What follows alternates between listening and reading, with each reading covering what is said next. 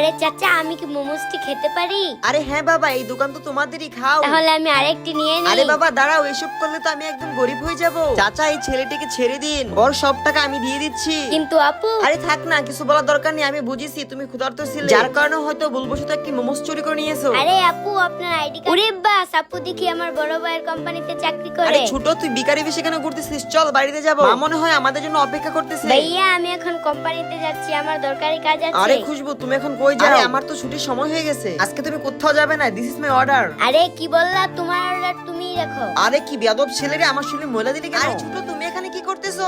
আপু, আমি তো তোমার আইডি কার্ডটা দিতে এসেছি। বস দেখেন তো, খুশবু আর এই ছেলেটি মিলে আমাকে অপমান করতেছে। আজকে তোর বিচার হবে। আরে ছোট মালিক আপনি।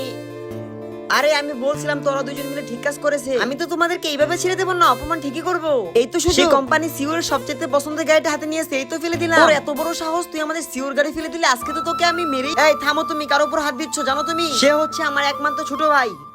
যারা এই দুটি ছবিকে সুন্দর মনে করে থাকো, তারা ভিডিওটিতে লাইক করে চ্যানেলটি সাবস্ক্রাইব করে দাও।